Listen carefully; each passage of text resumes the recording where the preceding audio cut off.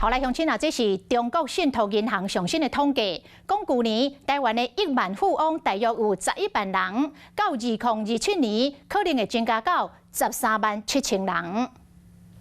像地缘政治啊，全球的这个通膨啊。 这些重重的危机啊！去年5月，富邦集团董事长蔡明忠伫咧讲企业未来走向。根据货币署统计，2023年蔡明忠和蔡明兴兄弟俩用88亿美金，以当年汇率超新台币2694亿，摕到全台湾首回补助。鸿海集团出门前是以74亿美金，以当年汇率超新台币2265亿，摕到第6名。根据中信银统计上新数据，2023年全台湾资产净值达到正亿的高资产客群，超有11万行，以一年化成长率9%来计算，推估到2027年总人数会达到13.7万行。全球股市的这个创历史新高的这个行情，另外呢，就是在这个供应链重新重组的过程当中呢，造成了这个东南亚这一边的这个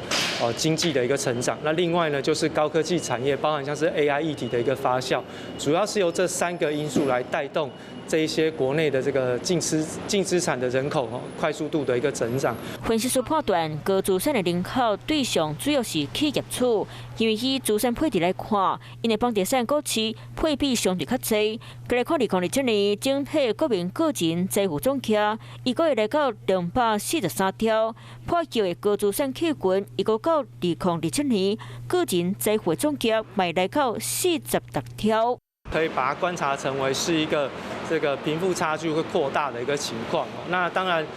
贫富差距并不是只有台湾独有的问题哦，只要全球都是属于这个所谓的这个自由竞争或者是自由市场定价的这个过程的经济体，基本上都会面对到这个贫富差距。 好亚产之差可能会搁再变大，不过分析师嘛讲，过去2年受到疫情影响，市场变化大，预计2027年过成长的爬速卖渐渐变慢。